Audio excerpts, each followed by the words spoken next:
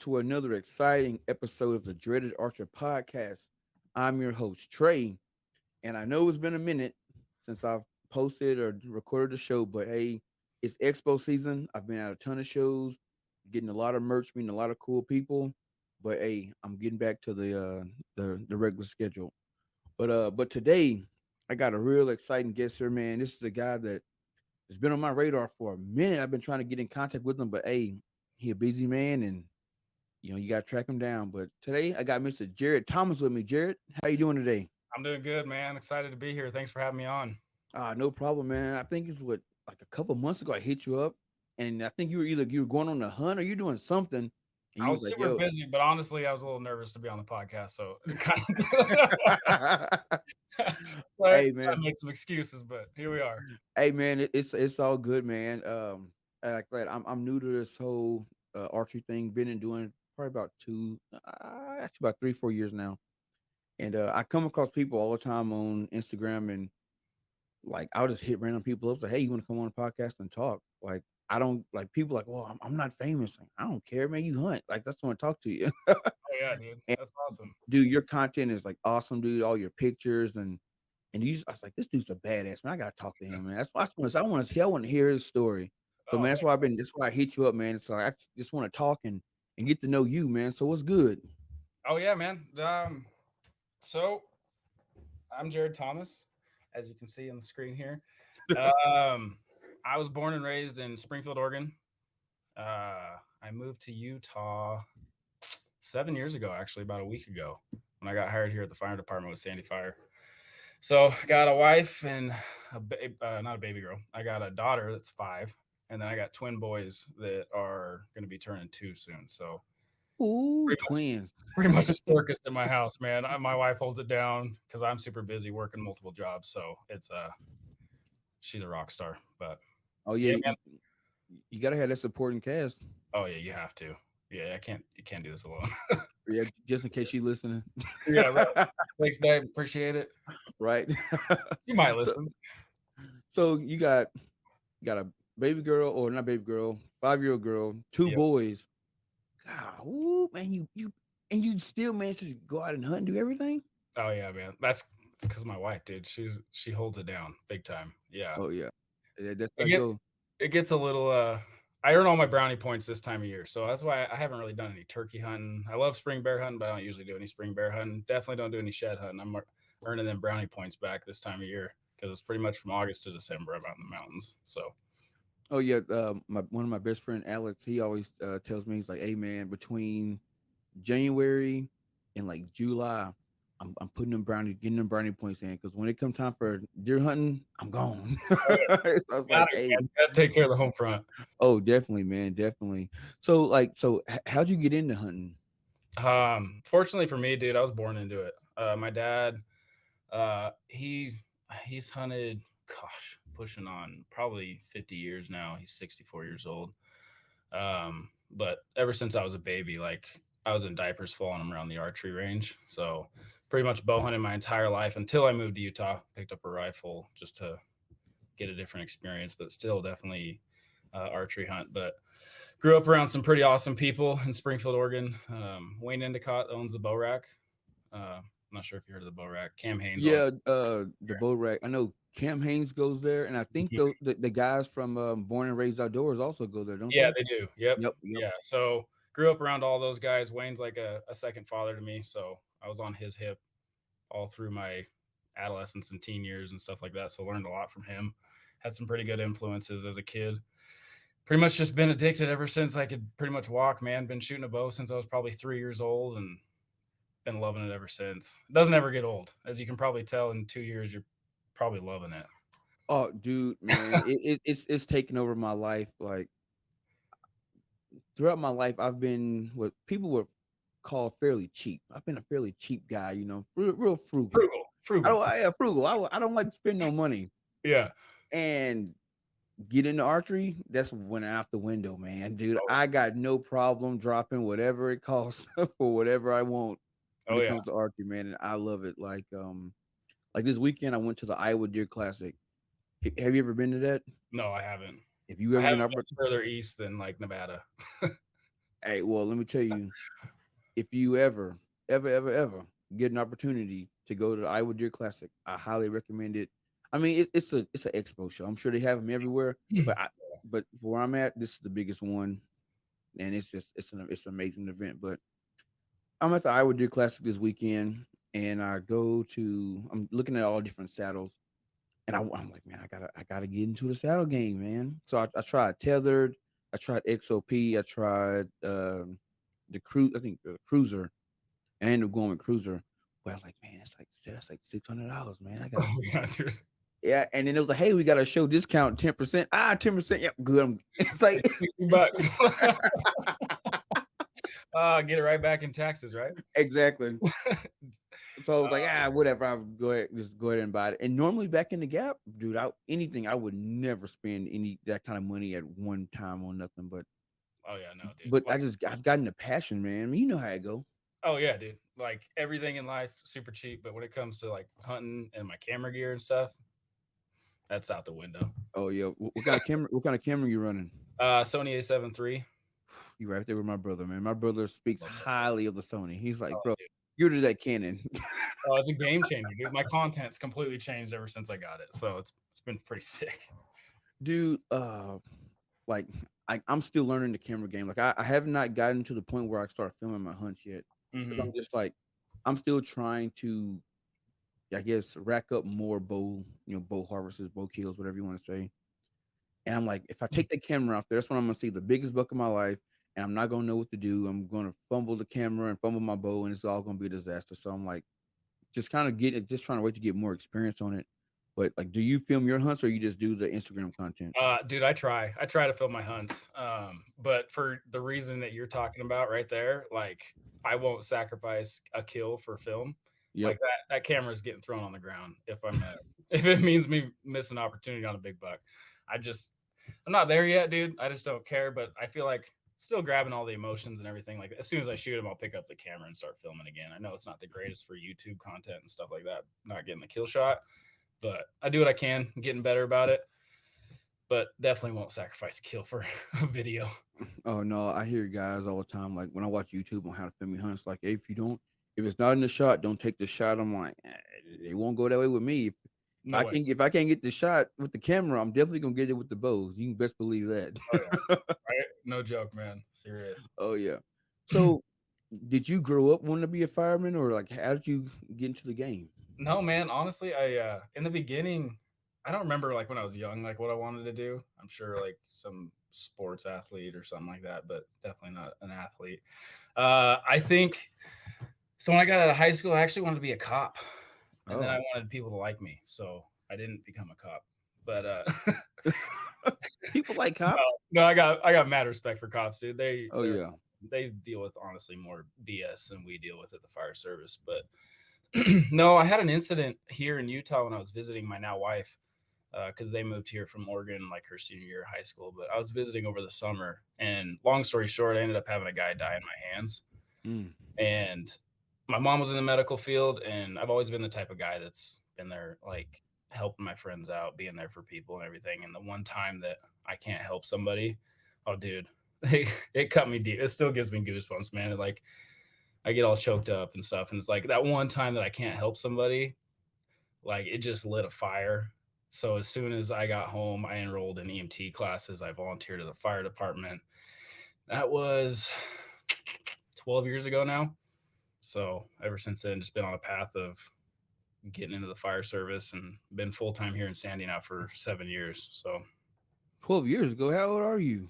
I'm 33, man. Man, you I just act like I'm 12, dude. It's all good. bro, I'm looking, I'm like, yeah, that's like he can't be no more than about 22, 23 years old. No, this takes like 6 months to grow. So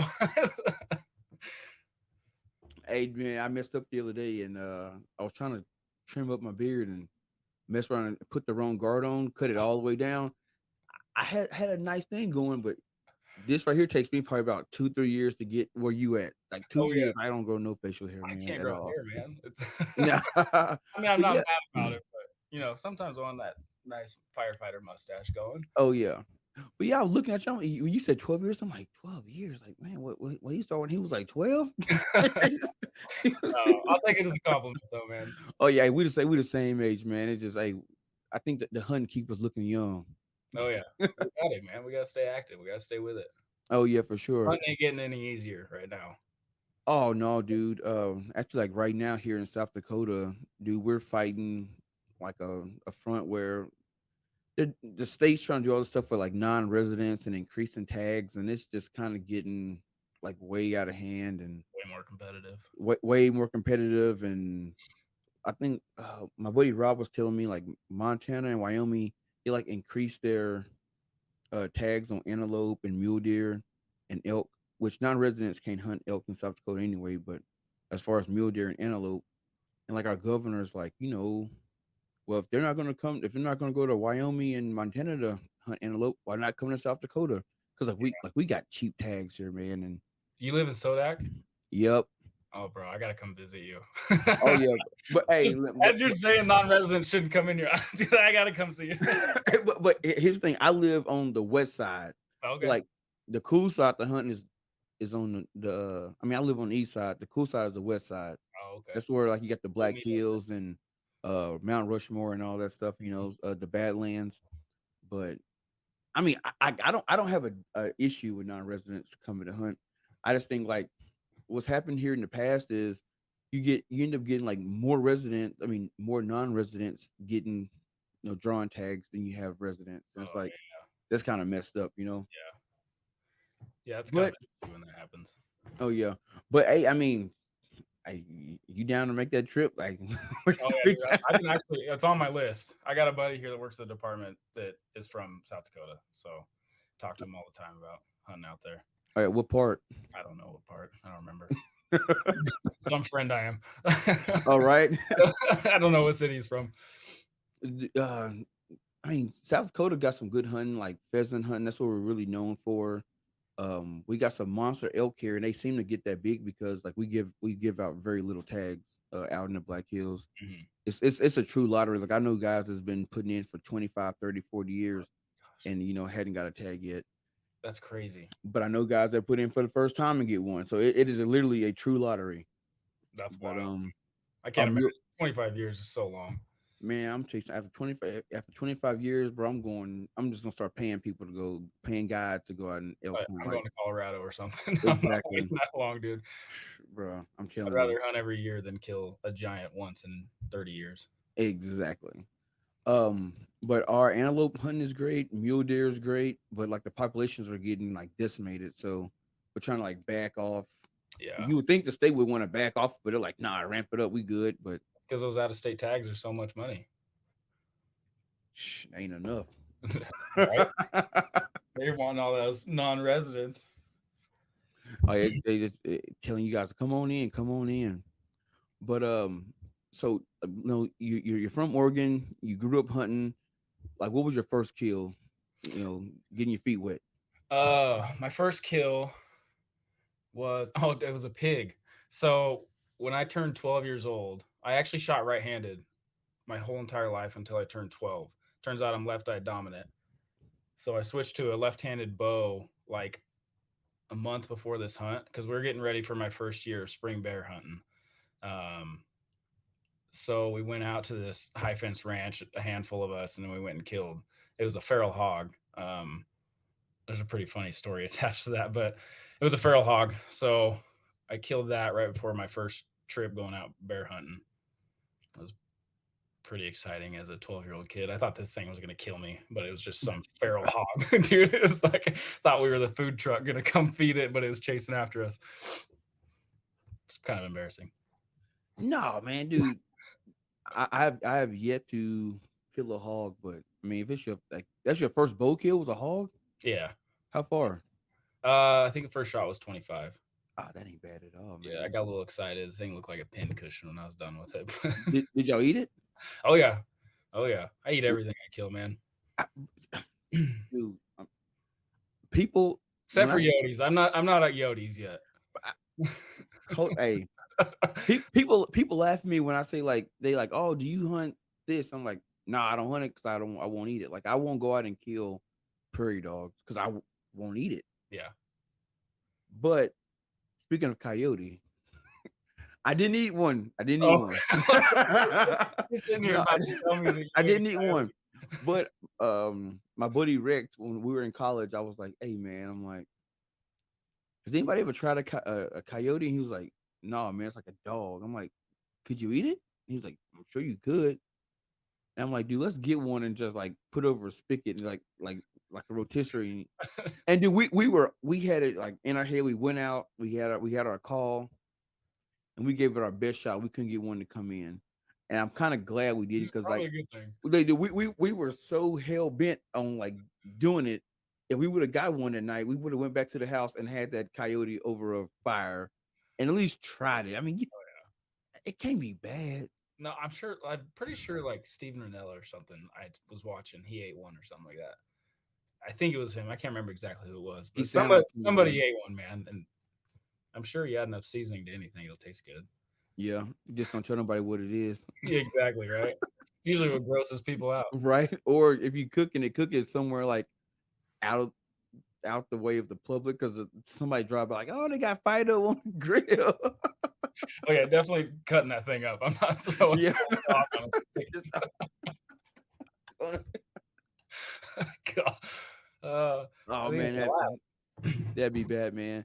So what I'm saying, I'm going through your Instagram and all that, man. I see you like you big into fitness. Now, is that due to being a firefighter, or is that just part of your who you are?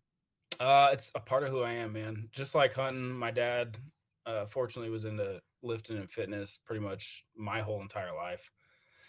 So I grew up with him always working out. I got pictures of me as a probably like 3 or 4 years old holding a PVC pipe over my head while he's working out in the garage.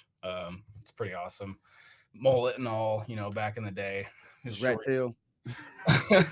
but, but then like my sister, she was into bodybuilding and stuff as I was going through high school, so I had some people that I was hanging out with that were into like the nutrition space and stuff like that. So my entire life I was immersed in the fitness industry stuff. Didn't really get serious about lifting until junior year of high school, and then from ever since then, man, it's been addicting and a grind all the time. And then getting into well, getting into backcountry hunting kind of piqued the interest into getting more into shape for that kind of stuff. Yeah. Then getting into the fire service, that's a whole nother realm of fitness and strength, different types of functional fitness when it comes to that stuff.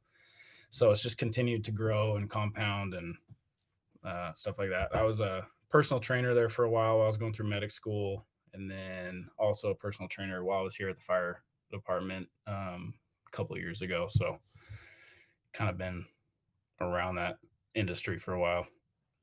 Hey, when I got into hunting, I didn't think fitness was like a big part of it because you like I didn't know when I grew up. I didn't know a lot of archery hunters. Like the guys that I knew that hunted were all rifle hunters, and they were older. And you get a little older, you kind of let yourself go a little bit. And I'm like, okay, whatever. So then I started archery hunting, like I said, 4 years ago, and I didn't realize fitness was like a big thing. So my dad and brother came up. We were hunting, and my brother kills a hog. I mean, he kills a nice buck. I mean, just a beefy beef. Like I've never seen a buck this big. Like his antlers were straight, but I'm talking about his neck and body was just. I mean, he was all rutted up. And dude, we got the dragging this deer back, and this is like I said, I stopped playing football probably like around 2013. So I really hadn't touched the gym since then, like kind of Mhm. on and off, but nothing real serious. And we got to dragging that bad boy out, and do we get like 20 yards, and my thighs get to burning, my back start locking up, and I'm like, oh no, I'm not at this point in my life. I'm too damn young for this shit. So like I immediately like literally the next week I went to you got a gym here called Great Life, get a membership, and dude, I've been working out like on a regular ever since. Like I'm not gonna be this dude. I can't drag a deer 20 yards. Like Oh, goodness that's gracious. awesome. That's awesome. Yeah, So dude, packing out an animal is no joke. no, that see, I tell people once the animal go down, well, I don't say I've heard this. I heard this and I repeat it. once the animal go down, that's when the fun's over because now you gotta get that bad boy out of there, Mhm. and Oh yeah, that's the hard part right oh there. yeah. And It all starts. It's a race against time too, especially if you're in September, August at time. Oh man, yep, you ain't going slow. no, I've actually let a couple nice deer pass because like I just being inexperienced hiking like way too far. You know, Mhm. people say you gotta get off the beaten path if you're hunting public land, and I hiked in like way too far, and it was like 75, 80 degrees, like mid September, and I'm just like, dude, if I kill this buck, there's no way I'm gonna be able to get him back to the car and on ice before Oh yeah. stuff started going south. You know what I'm saying? So it's like, not a good day. Oh, You got wow. lucky, brother. That's super responsible of you. That's good, man. It was hard because you like Oh, I bet you're just I like can't. Like, yep, like I I can't do can't. I'm it. not gonna do it. Like nope, not at all, man. Not at all. So so you like so you say your sister was in the bodybuilding. What like I almost thought about being a bodybuilder because dude, I love watching the Mr. Olympia. That is Oh my yeah. thing, bro. That's like one of those sports where I love to watch, but like I can never Oh be no. that dedicated. Well, I was in high school. I had this idea that I was gonna compete in the teen division of the bodybuilding stuff. Man, I got so tired of freaking boiled chicken and red potatoes, dude. I couldn't do it. Uh, That wasn't for me, bro. dude, I got mad respect for those guys because like you watch it and like okay when you're younger like can you get that big for real? And then I started like probably like 2014. I literally started like working out, like I'm gonna be Mr. Olympia. I had a picture like Ronnie Coleman like in my Oh room. yeah. I'm gonna do this, and it was like, yeah, you can work out and be natural, but if you want to compete with them boys, you got to go to the dark side. I'm Oh like, yeah, bro. You gotta get on that juice, bro. yeah, nah, I'm good on that, Yeah, man. that's a hard And call for and me. like you said, the chicken, rice, Oh yeah. chicken, red potatoes, like I like a little flavor every once in a while, man. A little variety. Oh yeah. Oh, and now I wish I knew then what I know now about nutrition. It'd be a whole different ball game. But Oh yeah. Do you ever watch the Miss Olympia? I've watched it a couple times. I haven't watched it in a long time though. But those dudes they're insane. It takes so much dedication. Dude, I think the biggest I've ever gotten was like 250, and I felt like a lug. There's no way I could walk around at you know 300, 315. Oh, dude, But them they're dudes are not like built to work solid though. out. Oh, yeah, yeah. They're like no fat on their bodies. It's insane. No, no, not at all, man. But Yeah, I don't feel good when I put on 10 pounds. I can't imagine walk getting around at all the way up three there. hundred, 315. No thanks. So so check this out, man. So you have a demanding job as a firefighter. You also like to hunt. Hmm. Like I know you said earlier, your wife, her helping you allows you to, do it all. But how you able to like get out and scout and like manage your time, also being a firefighter? Um, Fortunately, like our fire schedule is pretty awesome, man. So we work 48 hours straight. So like I'm in a bedroom here at the fire station. I'm on an extra shift right now, so it's just a 24-hour shift. But we're here for 48 hours straight. We live here, we sleep here, and then we're off for 4 days straight. So during those 4 days, I work another job and then working on growing my videography business and stuff. But um, I'll usually my hunting spot's probably 45 minutes from my house. So dude, I can bounce up there, hike 7, 8 miles in, get back by noon, go to my second job, and that's usually how I kind of balance that. It's just a lot of running and gunning. Got to be fast. Oh yeah, for sure. Yeah. So Oh, do you do a lot of public land hunting or oh yeah. all private land? Yeah. Like 99% public land. If I do private land, it's usually like a depredation tag or Yeah. something like that, just to go get some meat or something like that. But yeah, it's all public land, and it kind of goes back to like what you're talking about. Like you had that eye opening experience 4 years, or when your brother killed that buck, right, Yeah. dude? Like in Oregon, like going in the back country, like 3 miles, 4 miles, you're sitting pretty. You're not gonna really run into anybody. Here in Utah, up in these Wasatch Mountains, everybody's starting at like 6 miles. It's insane. So my first year, I was just dragging ass. Like I couldn't do anything. I wasn't hardly seeing any game. So I was like, this has got to change. So that's when I kind of like started really specifically training for hunting season. I call it my sport. Like that's my Yeah. season. It's my sport. That's what I train for is for these up here. Oh, dude, I'm the same way. I last year I started my like two a days because like I have a football background, so I played football in Texas. That's where I grew up all my life. So right around I say like June, but yeah, June, mid June, early July, you start getting ready for two a days. Mm-hmm. So working out early in the mornings, just trying to get ready because once the season, well, not the season, but once fall camp starts, it's it's run and gun. Oh You know yeah. what I'm saying? And if you out of shape, you get left behind. So I was like, I started, working it into like hunting. Like, all right, it's like right around it's like June, July. I start my two a day. So I was get up in the morning, I go work out, and then I go straight to the range. We have an outdoor range that's like maybe 10, 15 minutes from my house. So I'd go out there.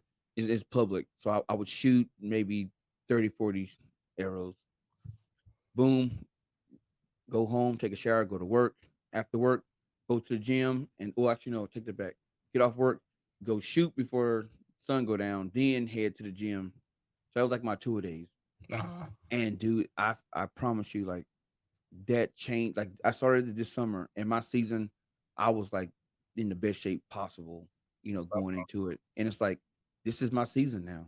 You know what I mean? So I got to approach it like it is like making sure shot placement's good, making sure my form's good, scouting, like all that was part of the tour days, mm-hmm. and dude, it helped, man. Oh yeah. It's a game changer. Yeah, when you start treating it, like I learned a lot about like sports specific training when I was working at a gym in Oregon. So applying that to hunting is like you're saying, it's a game changer, man. Oh, definitely. Yeah. So like, what kind of workouts do you do to get ready for backcountry hunting? So I do a lot of like as far as like my leg days go and stuff like that, it's a lot of high rep endurance style lifting. Like so all winter long I'll do heavier lifting, lower reps, that kind of stuff. Not necessarily like a bulking season, but like just building that strength. I don't need to have super high endurance and stuff like that during the winter. I'm talking like middle of December to let's say May.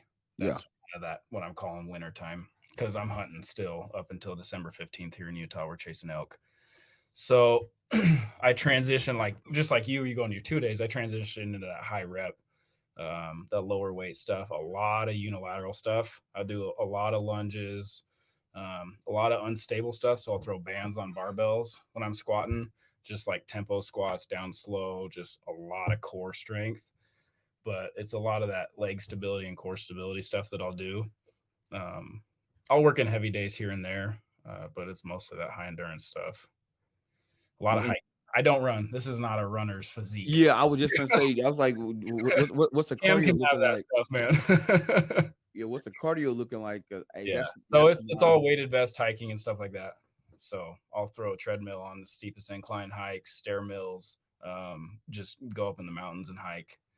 I feel like for me that's what I've found to be the best. I wanted to get into cycling. I feel like that's another good avenue for me. So I got an assault bike at the station and also at my house. So I'll do the assault bike a lot. So that's kind of I just running hurts me. It just counterproductive for me. I think being football didn't ruin running for me. It was when I was in the Navy that shit killed. I hated running. I hated the PT days. I hated all that. Like I'm built for 10, 20 yard sprints, and that's it. I'm not Yeah. these 3, 4, 5 mile runs. I'm not with it. I'm just not with it, and it's boring, especially when you're on a treadmill, looking Oh, at the same thing every time. And like now with this whole like gym creep culture going on, I'm like running on a treadmill. I'm like keep my oh eyes yeah, dude. on the It's TV. so Keep my ridiculous, eyes bro. on the TV. I got YouTube playing on my phone with my headphones in and a hood on when I'm doing cardio. That's why I got my own gym. Dude, man, it's like you gotta go to the gym with like blinders on. Like, man, I don't want no kids eye contact with no ladies. No, right? Yeah, heaven forbid. You're just looking around. That's it. And dude, it's like, yeah, no. So like you're on a treadmill, I'm running, and it's like I on the TV, it's like, this is boring, man. I'm done. I really just run outside or something. But Oh yeah, yeah. cardio is like is not my game, man. And that's where I'll just step up those high reps even more, dude. Just lower the rest, and I feel like that's hammering the cardiovascular big time. Oh I'll go yeah, way dude. around. That's what I got to start doing because right now I'm doing more of a um, I guess you can say more of a like bodybuilder style workouts. This Yeah, like 10 to 15 reps, 4 sets, 4 or 5 sets, and then I normally do a drop set at the end of each exercise. So my last rep is always a drop set. But like as I get closer to the season, I'm gonna start dropping down or start increasing the reps and kind of going lighter weight just to yeah. get. I think that'll shred me up and get me ready. Oh, for sure. Yeah, that's what I do. I like it. It works for me. I usually try to drop 5, 6, 7 pounds over the course of the summer, leaning up for season, just to be a little bit extra nimble, I guess you could say. Mhm. Oh yeah. So how did the 2022 season go for you? Oh, bro, it was phenomenal, man. I I killed a spike with my rifle, but as far as like I helped a buddy of mine kill his first branch bull, and also actually two buddies kill their first branch bulls and their biggest bulls this year. One was with a muzzleloader, and then one was a late season archery hunt. Um, Second to last day of season in December. And for those that don't know about that hunt, here in Utah, it's the Utah Extended Archery Hunt. So you can hunt from the end of archery season in September in this specific area all the way till December 15th. So you got heavily pressured elk, and it's in knee to waist deep snow, and it's the oak brush is just like that, man. So it's way less than a 1% chance of killing an elk. Wow. So I was already tagged out. I was out trying to kill a cow, elk, and spotted this bull and got my buddy in on it. So got serious about filming this year too. So that was a lot more fun being able to film both of their hunts, throw them up on the YouTube, and then killed a late season cow. So as far as elk goes, that's the first time I've ever killed two elk in a year myself. So the freezer's nice and full. I would them say freezer full, Oh man. yeah, it ain't gonna last, bro. Those those boys and my daughter and my wife, dude, they pound the elk meat. Like we eat a pound or two a day of elk meat. Oh man, Yeah, the I ple- eat a the pound myself of elk meat a day. So the pleasure. all right, but dude, it's so worth it. Well, that's where it's like I haven't killed something yet. It's October. My wife's like, "You've been going out so much," and then I kill something. They have some fresh meat, and she's like, "Okay, this is why we do this." I was like, Right, "Yeah, thank you."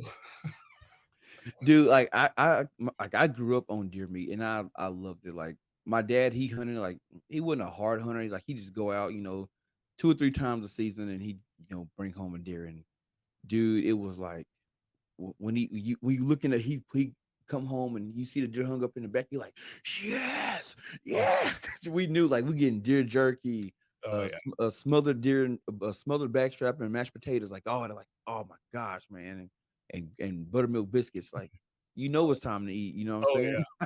oh yeah. Dude, nothing compares to wild game. I mean, you cannot No, get anything close from a store.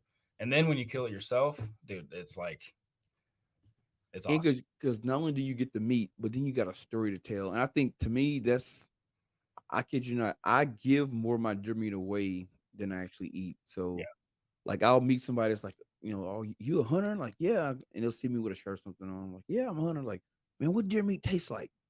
Cause like I don't know, like so like in the black community, there's not a lot of people don't eat deer meat. Like it don't come out of a store, they ain't eating it. So yeah, it's intriguing, like, hey man, what that deer tastes like? And I'm like, it's hard to explain. I can cook you some, or I can give you some. yeah, Most of the time I will try to cook it for them because I'm like, do not cook. Look, man, this backstrap is precious to me. yeah. Right. Do not go cook this backstrap well done because you're gonna ruin this meat. Yeah. But and Same man. I'm the same I way. give them I give people, a lot of people meat, and then like when you give it to them, a lot of times like, man, how you get this? Oh, let me tell you about the hunt. I mean, I can easily say, oh, I killed it, but now let me tell you about the hunt, man. And then this little small conversation turns into like an hour and a half, 2 hour long conversation about the hunt and Oh everything yeah. that went into it.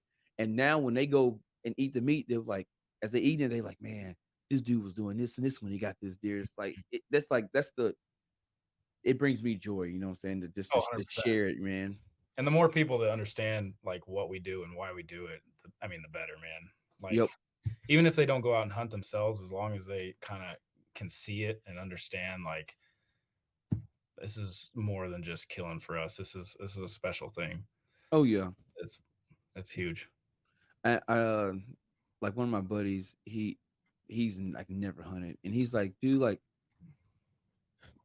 once you kill a deer, like what do you do? So I explained to him and everything, but I'm like, it's like it's more than that, man. I was like, a lot of these deer, like starting, I'll say April, June, dude, I'm out watching, scouting, got Hmm. game cams up. Like one of my first buck ever killed, I had him like on game cam, like in velvet, just watching him. There was like 4 or 5 times where you know I'm right on his heels, and he just he went left when he should have went right. You know what I mean? It was like it was just like a cat and mouse game, Oh and I finally got him. I'm like, dude, this it's not just going out and just getting the deer. There's so much went into it, and like he's like, man, he goes, man, I want to do that. I'm like, man, get a bow, get a rifle, go yeah, out. that's You know what I'm awesome. saying? Just go do it, man. He still hadn't done it yet, but he's still talking Oh about yeah, it. yeah, right. It's a commitment, dude. It's a lot of work. It ain't easy. Oh yeah.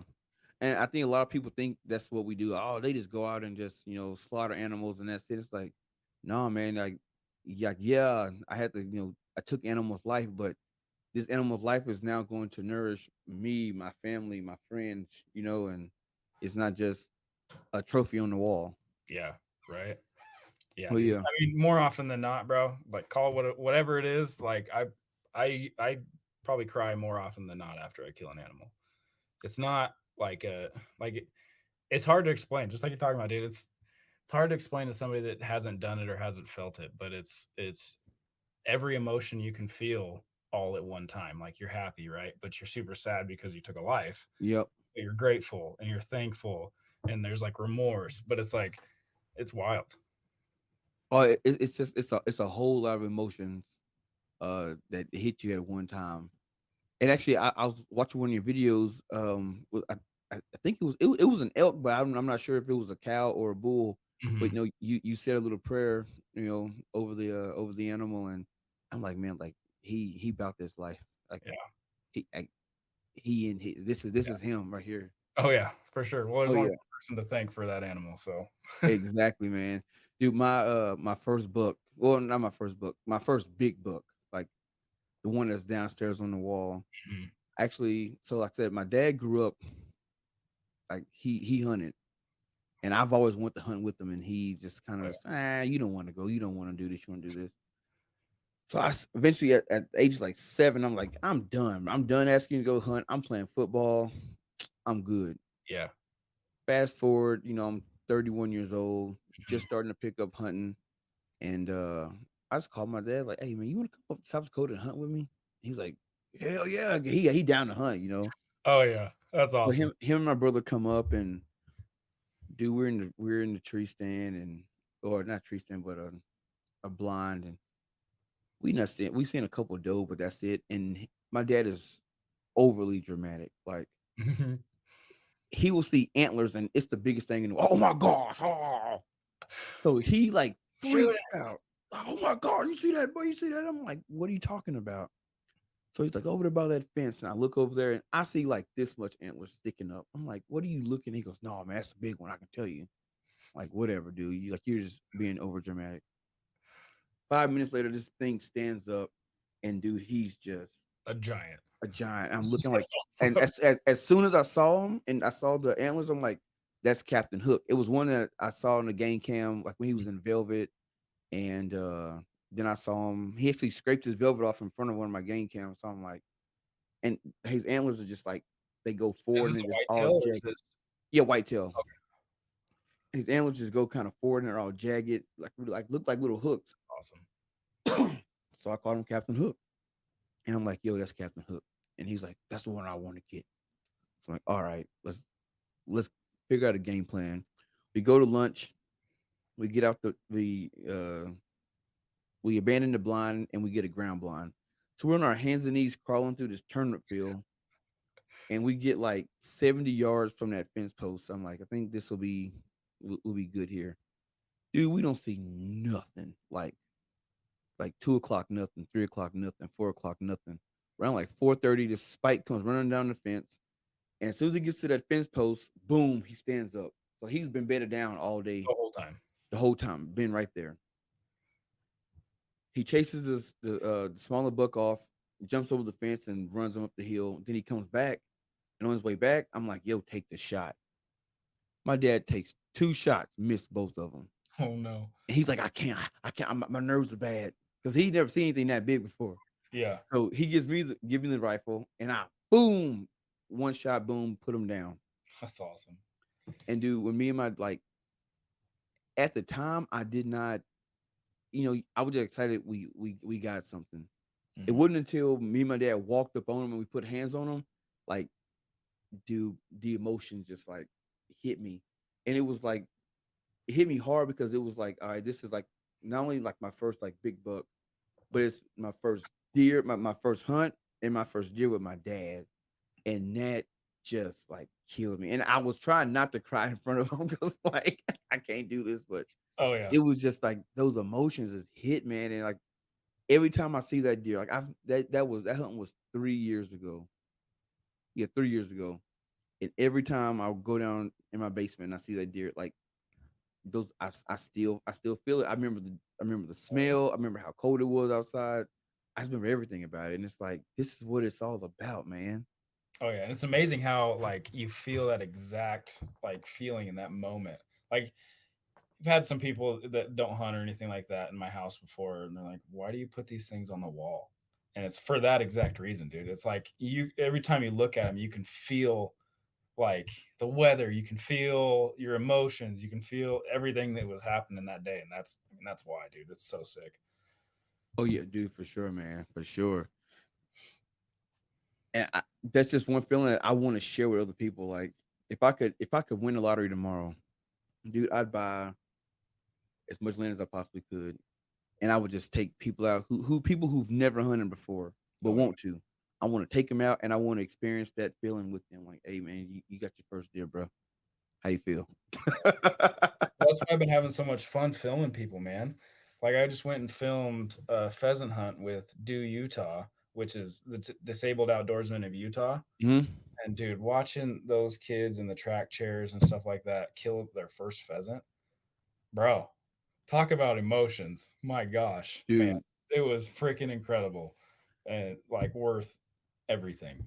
dude, those track chairs are badass, man. Dude, they'll go anywhere. Yes. They're sick.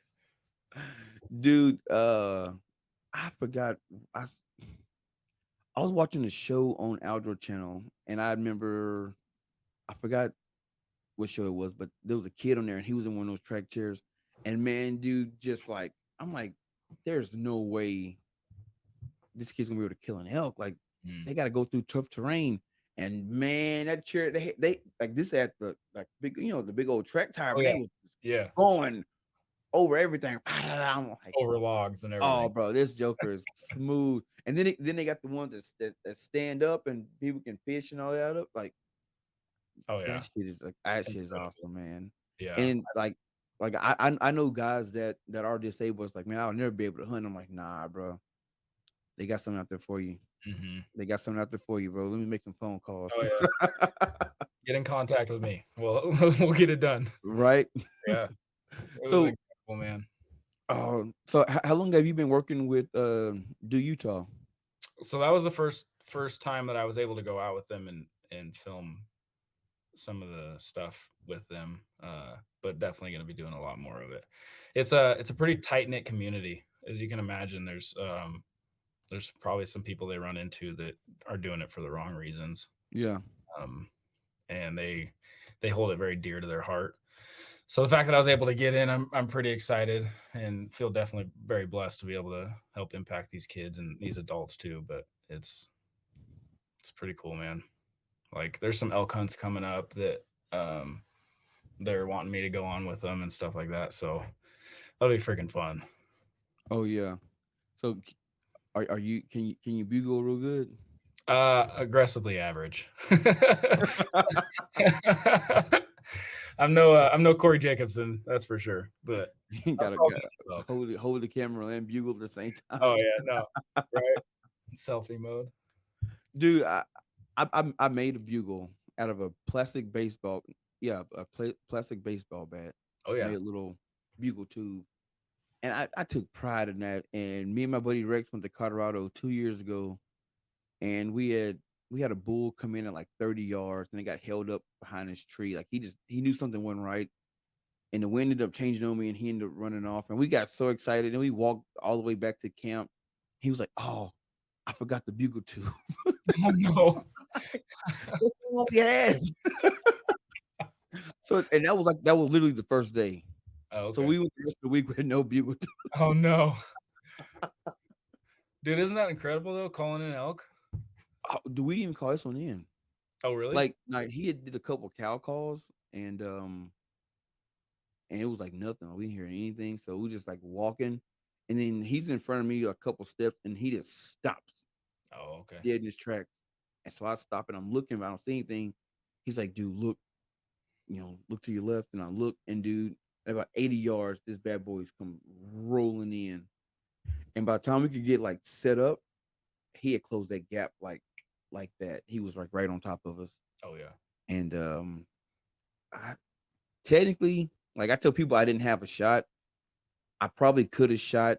I mean, it was like a couple branches in a way, but I was like, I'm not that experienced as an archer to try to squeeze this arrow through Hmm. and wound him. And I was like, I'm just not. And I'm at full draw. I'm like, bro, just take one more step and you good. And it just didn't go my way. And it's like that's hunting. Oh yeah. So But close. the experience was amazing though, because I didn't realize how big I'd never seen an elk that close before, and I was like, holy smokes, man! Especially a bull. Yep, Yeah. It's a yep. huge difference. Smell like pee. Oh yeah. Dude, they reek. I like the smell. Like I'm walking in the woods like, oh, that's elk. Just wiping them. So how is the elk population over in Utah? Like, you guys got a pretty good herd? Um, compared to Oregon, I feel like we do. But I've stayed in one little area. Oh, Just my bad. You are in Oregon. No, you no, in I'm in Utah. Utah now. Yeah. Okay. Yeah. Yeah. Yeah. From but coming from where I hunted in Oregon, I definitely get into a lot more elk out here. I definitely got to work probably 10 times harder out here to get into elk, but I definitely feel like you get into them. I hunt locally, so I haven't really ventured out too much. Um, further than within an hour and a half, 2 hours of my home. But there's some giant bulls here in Utah, but you're waiting that 25-year mark, like we were talking about earlier, to go try to kill them, unless you get lucky. Right. But So yeah, so so you guys have a draw system as well for residents. yeah, we do. Yeah, so like hunting like a popular unit, you're looking, especially with a rifle tag, you're looking at 20 plus years to draw. Holy smokes! Yeah, archery's a little bit easier to draw, but the dates have been pretty tough because you're finishing like mid-September, like when the rut's starting. Right. So it's pretty tough. And then they have a rifle hunt right then, so everyone usually puts in rifle hunt. So, like, when you see guys like Cam Haynes and the guys from Born and Raised Outdoors, has like their popularity has it increased like the elk hunters in like Oregon and Utah? I feel like they've definitely had a positive. They've definitely impacted the hunting population. I feel like all social media has definitely increased the hunting population, but in my opinion, I'd rather have more people for hunting and doing hunting than being against it. Yeah. I mean, um, the more people that are doing it, the more people that are fighting for our rights and everything. So that's kind of how I look at it. It's wild because like when you look at like hunters, you got you got three groups. You got one group that's they want to get more recruiting. They want to get more people hunting. Then you got the other side that's like nah, we don't need more hunters because it's gonna overpopulate or overcrowd the public land, and our animals are a limited resource. You know what I'm saying? And then you got people that's in the middle. It's like I really don't care. Like people can hunt, people cannot hunt. It don't make a difference to me. I'm hunting. That's all that matters. Like what camp would you say you're in? Well, you already said it. You want more Well, people hunting. well, no, I would say I'm more in the middle camp. Like I'm not gonna go out recruiting people to hunt.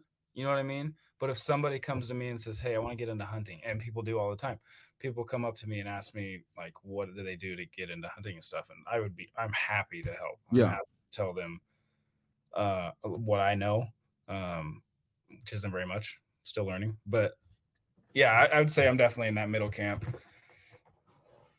See, I know for me, I'm more like you. I'm in that middle camp where I don't want everybody hunting. Like not I don't want everybody hunting, but like if you come to me and ask, I'm gonna tell you this Hmm. how you get started, and Yeah. I'm point you in the right direction to go. But then I'm also in a like I guess say like a specialty camp. Like I would like to see more people that look like me get involved in hunting, and not necessarily because like oh we need more black people hunting, but more so like to change their view on hunt, to change their mindset on hunting. Oh, And you necessarily don't have to get people to hunt to do that. But like a lot of people think it's like, oh, the meat's nasty, oh, hunting's a white man's sport. It's like, no, man, it's for everybody, man. Everybody can do it. Just go oh, out and do it. There's nothing stopping you. Or some people just think like it's barbaric. And it's like, nah, it's a there's a whole art. it's an art to it. Yeah. It is. It, Yeah. it, it it's something different, you know. So I'm also trying to get like I said, more guys look like me interested in it. You ain't necessarily got to go and hunt, but No. just kind of change your mindset on it and venture out and try something new. You know, you might not like deer hunting, but you might like duck hunting. You might like fishing. You Hmm. might like coon hunting. You might like some. Who knows? Oh yeah. Try something different. Keep all your options open. Hmm. That's kind of where I'm at. But Get outside. It's amazing what that's it. being Get outside outside. does for you, man. Cause I got some cousins, man, that from the time they wake up in the morning, they go to school, and from the time they get home from school, to the time they go to bed, they own the Xbox, they own PC gaming, bro. Like I got one of my cousins, little man. Yeah, man, I killed a big deer today, bro. It's July. What are you talking about? Yeah, It's I was playing that game Hunter Call of the Wild. Man, that ain't hunting. That's a video game, man. does he want to go out with you? No, No. he talk a big game.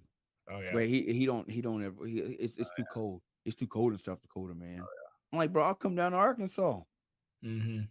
And he always finds some excuse. Do you find that a lot that people come up to you and say they want to go hunting and stuff, and then they're pretty much just talking a big game? Because when you say, actually, yeah, let's go, they Bro, won't.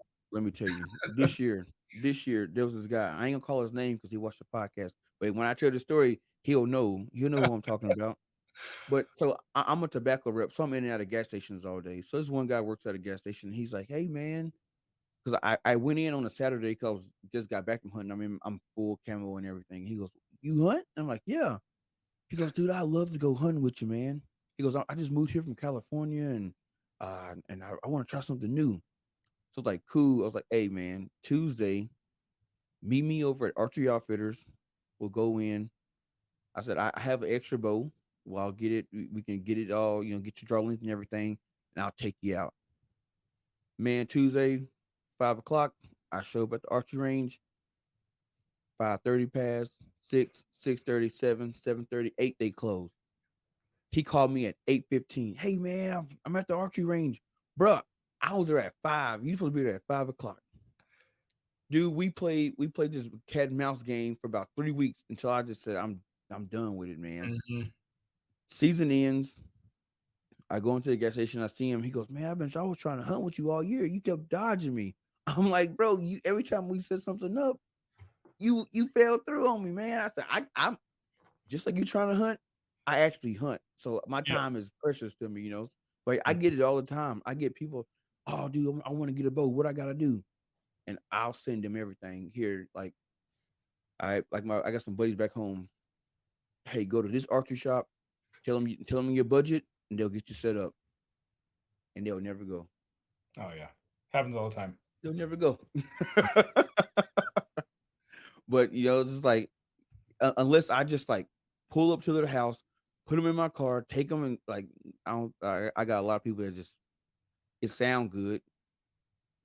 It Yeah, sound good. until you're out there freezing your ass off and soaking wet and Exactly. And what get me is the ones like, oh man, I want to go elk hunting. No, you don't, bro. Let me tell you something. Elk hunting is not just getting up and going. You gotta put some time in the gym to go elk hunting. Mhm. I almost died my first time. I swear I Really? did. Man, dude, I've told this story before in the podcast, but I'm gonna tell it again. Dude, I drove for 14 hours Oof. from Sioux Falls, South Dakota to Montrose, Colorado. My buddy drove from Arkansas, so he drove a little further than me. We meet in Colorado Springs.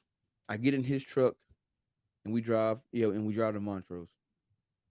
We don't even there's no break. As soon as we pull up to the trailhead, we get out the truck, start throwing stuff on, boom, hit the mountain. Bro, 20 minutes in, dude, my legs start burning, my back started locking up. I'm like, I started getting dizzy. I'm like, dude, I think I'm gonna pass out. Is that And elk? he's like, bro, we gotta back out. Cause dude, I was Let's take it literally home. I was literally running on like 3 Red Bulls. I'm like, yeah, I've got like 14-hour drive. There's just no way, man. But and I was thinking I was gonna make it like I think the next like 2 days. I really had to like push myself to just keep going, just Oh, yeah. keep going. What And elevation then do you live at? do I live at? Mhm. Oh, I don't think I live at any of it. I don't even know. It's flat out here. Oh, okay. Yeah, 'cause you're probably hunting 8,000 feet at least in Colorado, dude. That'd mess with a man. Dude, I think we got to like 12,000 at Yeah, one time. that's no joke, dude. You know, and I was like, and I didn't even realize we were that high until um he had his little GPS thing and it told us how high we were. And I'm like, bro, we that high? And he was like, yeah. I'm Good like, with the oh airplanes. God. My oh God. Like, dude, it was not good. Like Yeah. just all dizzy and then it crossed my mind like if we actually kill an elk, we gotta pack that bad boy back to the truck. And I'm like, dude, we left the truck at like 5:36 this morning, and we've been walking in one direction for hours. So it's gonna Mhm. take us hours to get back. And I was like, oh And my multiple God. trips. And multiple trips, yes. Yeah. Bro, because I was joking around with him, and he was like, I was like, bro, we gonna get this elk out in one trip. He was like, what? I was like, bro, we just gonna put it all on my back and I'm gonna take it out. I was like, yeah, no, that was not gonna work. Yeah, right? Y'all be reading about me reading about me on the news. Oh, yeah. Hunter dies. Yeah. Man found in Montrose with 600 pounds of elk meat on his back, Oh, dude, yeah. mauled by a bear. Oh. Yeah, for those Oh, people that haven't packed out an elk, man, it is absolutely no joke. so how many trips would you if you were by yourself? How long would it take you? I did 3 trips by myself a couple years ago. I think I was 5 miles in. Ooh, Um, this year I killed a cow and we did it in one trip with 2 of us most of the way. We had a buddy meet up with us. So, obviously more people more the merrier. yeah. Oh, but yeah, usually 2, 3 trips max for me. I probably throw too much weight on my back every single time. I'm crippled for Oh about a man. week afterwards, man. So do you guys have like grizzly bears over in Utah? Not where I hunt. I'm sure that there's 1 or 2 trickled in here that nobody will admit to, but Yeah. yeah, I'm sure there's somewhere around here. We got black bears and mountain lions and stuff like that. So yeah, definitely some predators, but I haven't seen a grizzly bear. Yeah. My boss, his brother is a big elk hunter, and he was up in oh, I forgot where he went. I can't remember, but I know there was grizzlies there because he was telling me his brother he had to move the meat It took him 3 days to pack it out. Hmm. He was by himself. So he would walk through this marshy area, and when he was coming back through it, he could see grizzly prints like right on his heels. No And thanks. so he was constantly having to move where he was camping at until the guy the 'cause he had a drop camp and some guy was coming to get him, and he was like he didn't think he was gonna make it out of there or without encountering the bear, but he somehow eluded him. Oh yeah, a lot of those guys will pack around portable electric fences. They'll Do throw they those things up. do they work? Yeah, they'll deter the grizzly bear. Man, I remember seeing it was episode of Meat Eater and Steve Vanilla. They had their camp up and they had an electric fence. I'm like, man, a grizzly just gonna run through that. Yeah, like the Western hunter Nate. Can't remember his last name. I'm terrible with names, man. But he throws one up every time he goes up.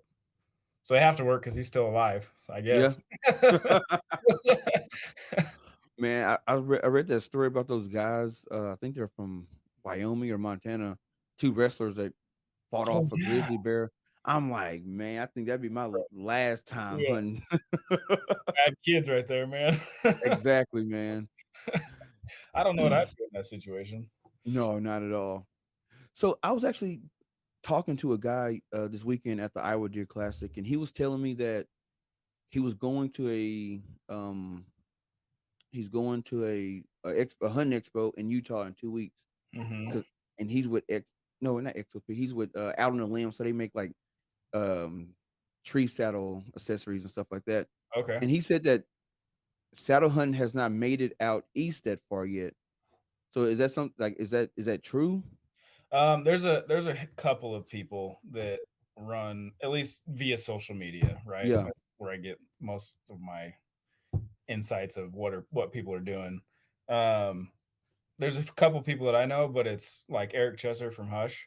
Yeah. He goes out and hunts with like the hunt like the hunting public guys. You know what I mean? Like so he has a taste of the saddle, and he's killed an elk out of the saddle. There's a couple guys that'll do it around here. So last year they got rid of trail cameras in Utah, so you can't Yeah. The was it trail I, cam. was it all trail cameras or just the self trail cameras? It was all of them during it was like beginning of August till end of December. You can't run trail cameras. Because I know they passed that, and then they do like the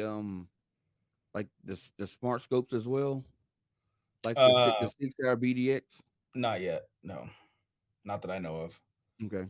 because I that's not something I've heard. So Um, but no baiting, so you can't bait either. So as far as like saddle hunting, like throwing up trail cameras, patterning deer, stuff like that, like it's kind of hard to do without a trail camera. Do the old fashioned, put a string across the trail or something, I guess. yeah.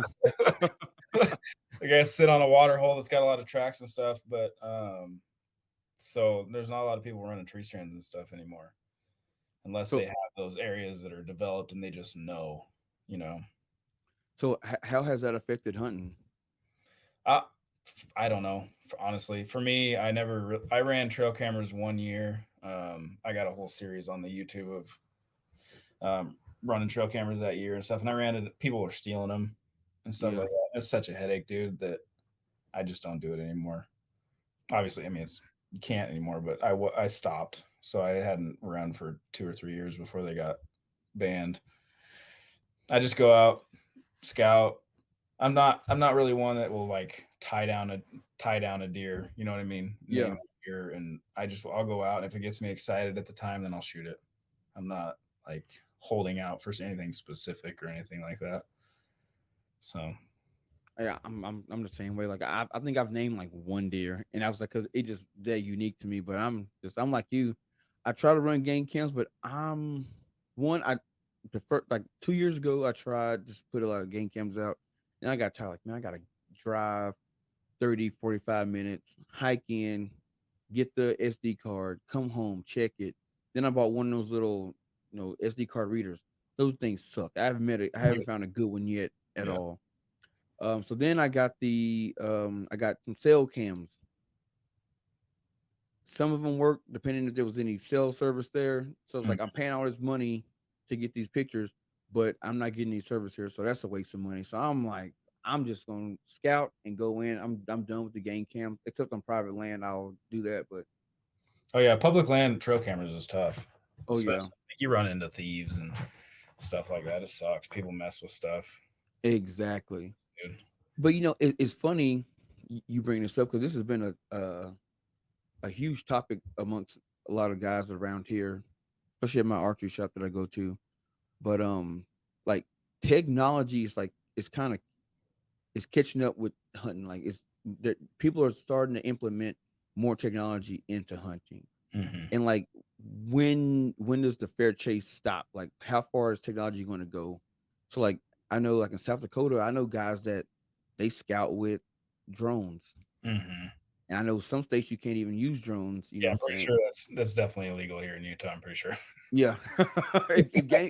If game cameras are illegal, I'm pretty sure Yeah, drones are. yeah, it can't be flying a drone around. But like ha- like what would you say is too much technology when it comes to hunting? I would definitely say drones is definitely too much. I mean, right? Like, what's the point? It like for me. So for me, dude, hunting, like getting out in the mountains, obviously being a firefighter and paramedic and stuff. Like, dude, this job is freaking stressful. Right. It's like no qualms about it. You see some gnarly stuff. You deal with some BS, man. So that's my time. That's where I go to for my release. That's where I go to connect with God. That's where I go to get away from everything. That's like, and you can't do that flying a drone over a mountain. You know what I mean? Right. My truck. Like, I don't get that interaction with nature, as cheesy as that sounds, like flying a drone around. You know what I mean? And I mean, that goes for trail cameras too, I guess. Like, the, if I'm not running a trail camera, I'm going to be out there more often. Right. And I don't know if that's like the DNR didn't probably think about that. Like, there's probably more people out on the mountain now that they can't have trail cameras, so they're scouting more. But um, I I don't know how I feel about the range finding sites. I have mixed emotions on that. I think it's Well, I can tell you I don't like them. And I'm gonna tell you why. Because so if you take a regular say vortex site, mm, all right, you're only gonna be as good as you practice with that rifle. You know what I mean? So if you're a guy, if 200 yards is your max, you're not taking a shot further than 200 yards. But if you have a range finding scope on your rifle, you're gonna put more. You're gonna lean on that technology. So hey, the site says this is a holdover. I'm good. yeah. Yeah, the holdover is good, but your form, your form might be bad. Your breathing might be wrong. The wind might like a whole lot of things could go wrong. With a 600-yard sight. I mean, a 600-yard shot. You know what I mean? Oh yeah. So you may not be ready for it. And I think with these, because some of these sites can range up to 1,000 yards. Oh yeah. So if you have all your calculations right, you might feel like I can take that shot. And Hmm. I think we would have started seeing more wounded animals, or yeah, more wounded animals than before. Even when it comes to archery, I think Garmin they have the range That was the find. site that I was referring to. Yeah, I Yeah, it's I think that would give people more like, hey, I'm gonna take a 80-yard, 90-yard shot because the site, this is my hole. This is where I'm gonna put the pin, mhm. bro. You You like you still got to practice and everything though. so much goes into taking an 80-yard. So much goes into taking a 50-yard shot. Like your form gotta be right. Just Mm, because the site says this is where you put the pin, your form might be wrong. I mean, like you said, you gotta practice that shit, man. yeah, yeah, and And I mean, no, I'm not gonna lie. I killed a deer at 80 yards with my bow, and I do dabble in the long range game with rifles and stuff. But I spend a lot of time behind my bow, a lot of time right, shooting 80 plus yards, a lot of time, right? right. Probably shoot those long distances just as much as most people shoot 20, 30 yards, right? So when that time comes, it's like, but I'm dialed, right? I'm not relying on certain Techno- technologies and stuff because exactly. you And can't rely. see, yeah, and see, I think for guys like you who you spend a lot of time behind your bow, a lot of time behind your rifle, I mean, that's you're good. But I think with technology, it gives guys who just dabble in it. You know what I'm saying? They're not going to the range 2 or 3 times a week. They're not practicing. You know, their form and all that. It gives them a lot of confidence. Well, oh, I can take the 80-yard shot like Jared Thomas. Oh yeah, my side will put the pin there for me, so I can do it. Exactly. And so I'm not. I don't feel bad that they, you know, a lot of states are banning it. I feel bad for the companies that invested all that money in the market and research and all that. But hey, For that's sure, the name of the game. it is for sure. Yeah. So what are you running like as far as like all your gear? What bow you shooting? What sight you using? What you running? So right now I'm running the Matthews V3X, the 33. I'm about to order the Phase 4 here very shortly. Dialed actually just sent me the Arcos dovetail sight. I don't know if Ooh, you've heard of Dialed Archery. I got one. Okay. So Got I it haven't last tried it week. yet, so I can't say if I like it or not. I'm gonna give it a shot, give it my honest opinion. I got a handful of people that are kind of waiting on my opinion on the site, so definitely not one to be afraid of calling out BS if there's BS. You know what I mean? Yeah. I got a lot of people that say they like the site. I'm very hopeful and excited to try it, so we'll go with that. Run Spider stabilizers right now. Have for quite a few years. And then just a Q80 rest. I shoot for Easton, so I'll run the Easton Axis long range, the 300 spine, and then the Sever broadheads is pretty much the primary broadhead I shoot. Nice. So I'm a mechanical guy. Ever since I moved here to Utah, because Oregon at the time you couldn't shoot mechanicals, it was fixed blade. Okay. So I moved to Utah, tried to expandable for the first time, and I'll never go back. You can't you can't beat a 2 inch cut, man. Yeah.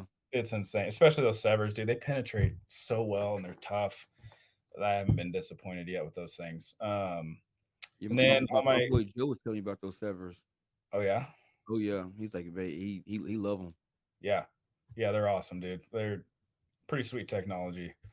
And then running King's Camo right now. It's honestly, dude, it's been the I just now became an ambassador, so like I've been running for like 3 or 4 years now. Before then, so I'm not just like saying this because I'm with It's them. all good, man. But I think they found that perfect balance of price and quality. Like, and I don't want to bash another company, but dude, I was running all First Light when I first moved to Utah. All that oak brush, dude, Yeah. shredded all my clothes. I first year I was here, all my clothes got shredded. But I've been running the Kings for like 3 or 4 years, and they've been solid. Oh yeah. Yeah, it's pretty money. So been pretty happy with those crispy boots all the way for me. I got 3 or 4 pair of crispy boots. I Man, mean, I gotta get some crispy boots because you like the third or fourth person that be bringing up crispy boots, and I see them in the stores, but I just never look at them. yeah, they're I'm gonna have to. expensive, but like not exaggerating. I have over 2,000 miles on one of my pair of boots, and they're still going strong. Like probably pushing 3,000 to be honest, but not many people will believe that. So definitely over 2,000 miles.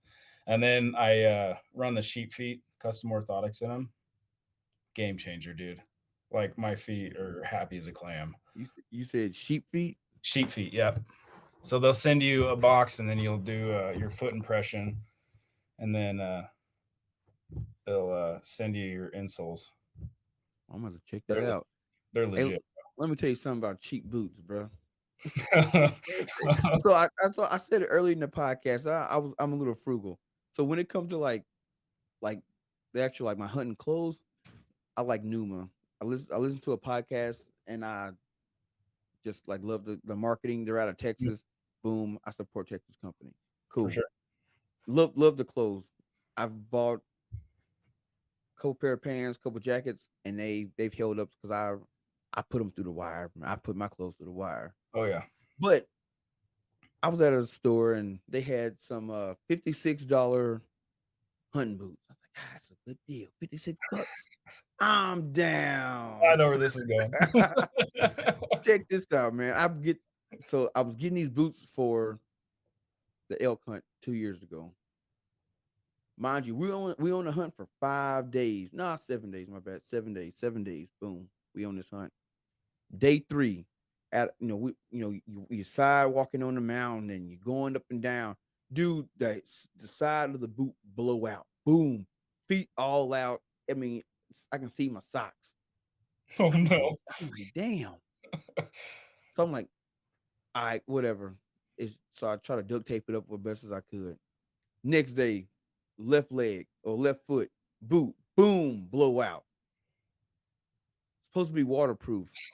Water getting all in them now. You Oh, know dude. what I'm saying? But dude, at the end of the hunt trip, man, the soul was talking to me, man. The solar shoe was coming off. Oh, bro. The shoestrings all fraying up. It looked like I had owned these boots for years. I immediately got on Google and found a company. And was like, "Yo, these boots is trash. Hey, Bad these boots is trash."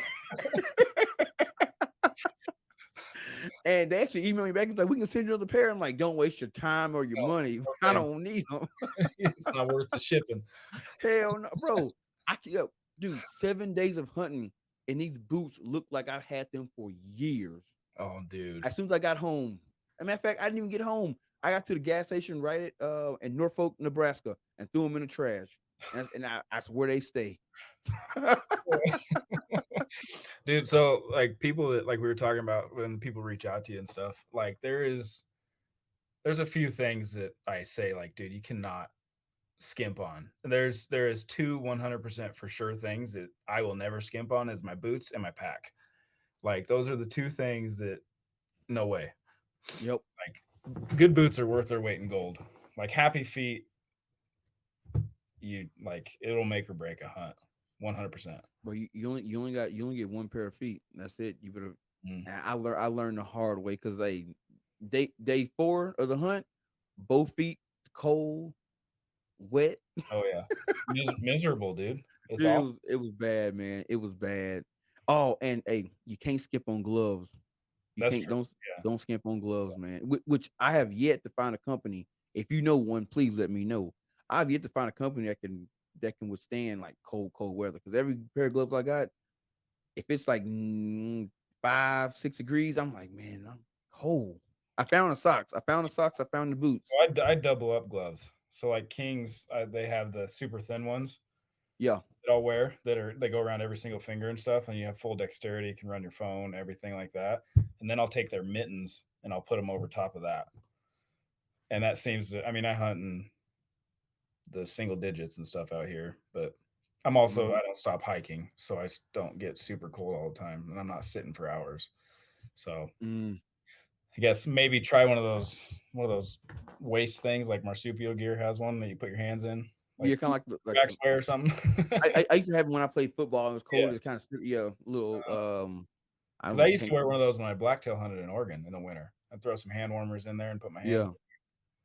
yeah. Yeah, most of the time I just use nature's warm pouch. Oh yeah, Just right down the pan. oh, that's brilliant, man. Except you're sitting there at full draw, and then you just got I'm telling you. a ton of snow.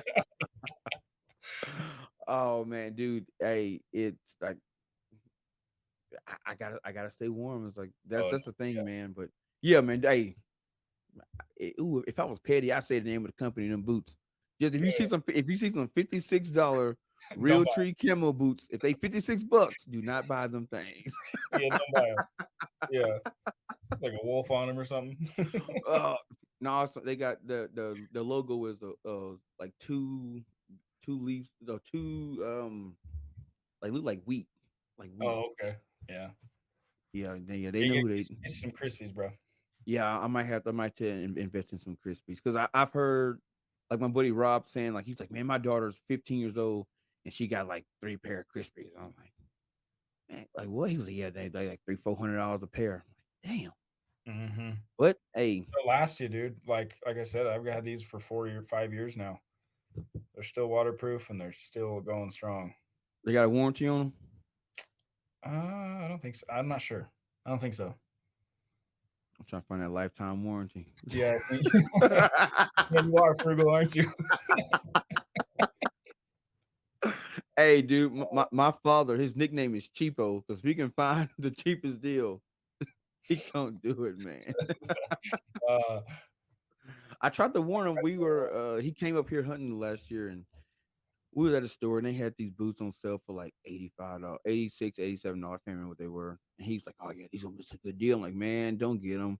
They gonna crack on you." Like, and they lasted like the whole hunt trip. But like, I know my dad, and like he spends 80 some dollars on boots. Those are his all purpose boots at that point. Oh yeah. They can't withstand that pressure, man. Buy him a pair of Crispies for his birthday or something. Oh man, he loses shit. My He loses dad shit, wears the man. Crispies for his work boots. He were what? He wears the Crispies for his work boots. I Oh, taught they got steel toe. no. They might have one that's a steel toe. I know they don't have one that I can wear here at the fire department, which sucks. But Yeah. What you guys ever wear steel toe there? yeah, safety toe. Yeah. But yeah, they got to be nice black looking boots and zip up, and got to be able to get them on and off quick. Yeah, man. I might give me a pair of Krispies, man. See what they talking about. Yeah. Some Krispies with some sheep feet, right? Go. There you go. Yeah. Already. That's it. That's it, man. You're ready for Colorado again. Hey, be looking out on Instagram because I'm gonna tag you in it when I get my Krispies and sheep feet. There you I'm go. I'm gonna They'll let love them it. know. They'll love Jared it. Jared sent me. They will. I went Love to it. I went to Jared's. Yeah. Working on that crispy sponsorship. Right? Very expensive, bro. So, Oh man, hey Jared, it's been a great time talking to you, man. But before we get out of here, I always ask this question to everybody in the podcast. Right now, somebody walked up to you and said you can go, they'll pay all expenses paid, any hunt in the world, any animal, where you going and what you hunting. Ibex in Kazakhstan with a bow. Damn, that's right on the money. Dude, Ibex is my bucket list hunt, man.